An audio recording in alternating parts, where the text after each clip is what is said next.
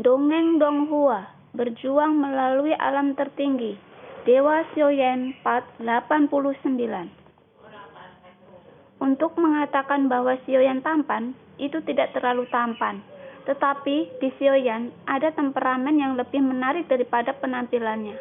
Penampilan menentukan batas bawah, dan temperamen menentukan batas atas.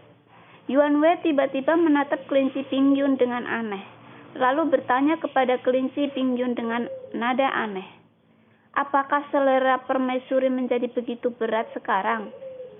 Begitu kata-kata Yuan Wei keluar, kelinci Pingyun juga tertawa. "Menyebabkan masalah, tetapi kamu benar-benar tidak bisa membawanya pergi hari ini." Kelinci Pingyun segera berhenti tersenyum dan berkata dengan serius, "Jika aku berkata, aku akan membawanya pergi hari ini. Maukah kamu percaya padaku jika kamu tidak bisa menghentikanku?"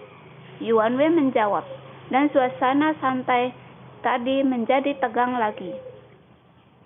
"Kalian berdua, bagaimana kamu bisa begitu cerewet? Jika kamu ingin bertarung, jangan buang waktu di sini." Xiaoyan berkata dengan marah dari samping. Itu jelas ditunjukkan padanya. Dan apa yang dia lakukan sekarang sepertinya tidak ada hubungannya dengan dia. Pingyun Tu memberi Xiaoyan tatapan putih. Jika bukan karena permaisuri, Pingyun Tu akan sangat malas untuk peduli dengan Xiaoyan. "Aku harus melakukan yang terbaik hari ini. Apakah aku berhenti atau tidak?" Pingyun Tu berkata, matanya penuh dengan niat bertarung. Yuan Wei tersenyum sedikit ketika dia melihat ini. "Kalau begitu, mari kita bertarung. Masing-masing memiliki misi yang tak tertahankan," kata Yuan Wei. Xiaoyan mengangkat alisnya. Dibandingkan dengan para pemburu dewa sebelumnya, Yuan Wei masih memiliki beberapa prinsip yang membuat Xiaoyan merasa aneh. Setelah keduanya selesai berbicara, mereka mengabaikan Xiaoyan yang berada di samping, dan tubuh serta sosoknya semua bergerak, dan saranan kedua belah pihak meletus dalam kehampaan. Udara dingin kelinci Pingyun tampaknya dapat membekukan segalanya, dan embun beku juga memuncul di tubuh Yuan Wei. Tetapi tampaknya tidak mempengaruhi yang terakhir. Kekuatan abadi di tubuhnya mengalir, dan hanya garis emas yang muncul di tubuh Yuan Wei. Xiaoyan melihat ini, matanya menyipit. Aliran garis emas ini bukanlah origin Shi, tetapi kekuatan abadi yang kuat. Kekuatan abadi kaisar di langkah pertama dan bahkan langkah kedua sangat terbatas. Jadi, ketika menggunakan kekuatan abadi dalam pertempuran, mereka juga berhati-hati dan mencoba menggunakannya sebagai kartu truf. Namun, jelas bahwa Yuan Wei yang telah mencapai langkah ke-6 memiliki kekuatan abadi yang bahkan lebih menakutkan dari yang dibayangkan.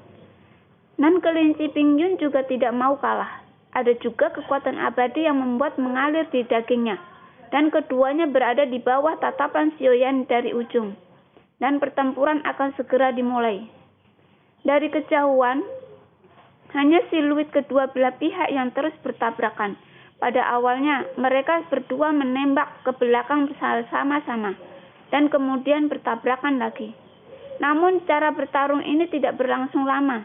Pingyun Rapid mulai menunjukkan kemampuan bertarungnya, dan udara dingin mengembun menjadi berbagai serangan yang membekukan. Namun semuanya diselesaikan oleh Yuan Wei. Meskipun Xiaoyan tidak menembus keabadian kaisar, masih dapat dilihat dari pertempuran antara kedua belah pihak bahwa kekuatan Pingyun Tu tampaknya sedikit lebih rendah dari Yuan Wei. Buak! Dengan suara teredam, meskipun Pingyun Rapid bertahan, itu masih tertembak ke belakang, dan seteguk besar darah mengelembur keluar. "Kelinci, tidak apa-apa jika kita tidak bisa mengalahkannya. Itu tidak perlu." Xiaoyan tidak mendorong kelinci Pingyun, tetapi menghela nafas. Kelinci Pingyun melototi Xiaoyan dengan marah, dan kemudian mengaum. Tidak tahu apakah itu untuk Xiaoyan atau Yuan Wei. Sosok itu meraung ke arah Yuan Wei lagi. Xiaoyan menghela nafas menyesal. Terlihat seperti dia membenci besi. Namun tidak disangka, Pingyun Tu kembali dikalahkan tidak lama kemudian. Melihat Ping Yuntu yang terengah-engah, Xiaoyan menatap Yuan Wei yang tak terkalahkan. Sudut mulut yang terakhir naik, seolah-olah ini semuanya sudah dalam harapannya. Lupakan saja, kelinci. Aku tahu bahwa kamu mencoba yang terbaik. Ini masalah besar. Aku bisa pergi ke istana berburu bersamanya. Xiaoyan menatap kelinci Ping Yun yang terengah-engah.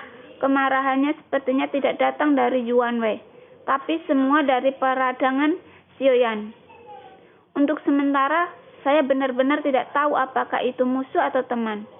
Membunuh 1000 pisau. Tahukah kamu, jika kamu pergi ke istana dewa berburu, kamu akan mati. Ping Yuntu memandang Xiaoyan yang sepertinya bercanda dan memarahi dengan marah. Tapi jika aku tidak pergi, kamu akan mati dalam temperan. Xiaoyan berkata lagi. Mata merah muda Ping Yuntu sedikit menyipit ketika dia mendengar kata-kata itu. Dan dia sepertinya merasakan dari kata-kata Xiaoyan yang bahwa yang terakhir tampaknya peduli tentang hal itu. Kekhawatiran yang tiba-tiba membuat kelinci Ping Yun lengah. Aku akan membukakan jalan untukmu. Kamu pergi. Pada saat ini, Ping Yuntu tiba-tiba menggunakan jiwanya untuk mengirimkan suara ke Xiaoyan. Itu serius, karena perhatian Xiaoyan membuatnya bertekad untuk menyelamatkannya, bagaimanapun caranya di bawah Xiaoyan. Terlebih lagi, permaisuri telah memberi tahu Xiaoyan untuk melindungi Xiaoyan, apapun yang terjadi. Jadi, pada saat yang kritis, Ping Yuntu masih akan menyelamatkan Xiaoyan tanpa ragu-ragu. Bukan karena perasaannya terhadap Xiaoyan, tetapi karena perintah permaisuri. Bahkan jika kelinci Ping Yuntu mati dalam pertempuran, dia harus menyelesaikan perintah permaisuri.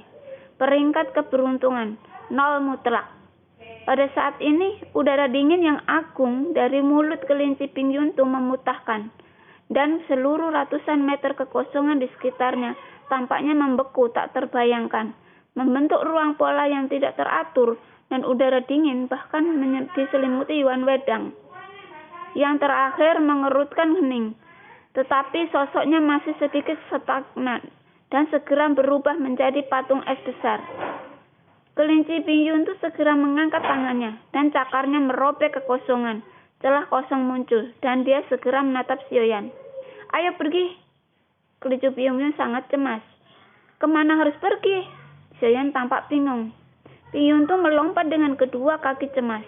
Tapi Xiaoyan menatap Xiaoyan dengan mata aneh. Omong kosong, tentu saja. Aku akan pergi dari sini. Aku tidak bisa mengontrol beberapa lama dia akan mengambil. Jika kamu tidak pergi, itu akan terlambat. Ping Yuntu sangat cemas, dan Xiaoyan menatapnya. Meskipun Anda dan saya tidak saling mengenal dengan baik, saya tidak akan meninggalkan Anda sendirian. Saya adalah orang yang penuh kasih dan benar, kata Xiaoyan tegas. Omong kosong macam apa yang penuh kasih sayang dan benar? Jika kamu tidak keluar dari sini, kita semua akan mati di sini. Aku bukan lawannya, jadi aku hanya bisa menunda. Kelinci Ping Yuntu memarahi Xiaoyan, marah dalam hatinya. Hanya ini yang bisa dilakukan. Duar. Saat berbicara, Yuan Wei melepaskan diri dari 0 mutlak Ping Yuntu. Ping Yuntu sangat cemas dan sangat ingin mengutuk, tetapi dia benar-benar tidak tahu apa yang dipikirkan Xiaoyan. Jangan repot-repot, bahkan jika dia memasuki celah kekosongan, dia tidak akan bisa pergi hari ini. Suara Yuan Wei keluar perlahan, seolah-olah seluruh kekosongan telah diblokir, dan dia sangat percaya diri. Tidak bisa pergi. Lalu, jika aku membunuhmu, bolehkah aku pergi? Xiaoyan meremas, dagunya yang bertanya pada Yuan Wei dengan serius. Yuan Wei berhenti sejenak saat mendengar kata-kata itu, dan menatap Xiaoyan dengan aneh. Sungguh anak yang sombong, aku tidak tahu seberapa tinggi langit, maka aku akan membiarkanmu merasakan perasaan itu. Apa langkah ke-6? Yuan Wei sepertinya tersinggung dan amarahnya langsung melonjak. Pergi paksaan saja sudah cukup untuk menghancurkan tubuh Xiaoyan.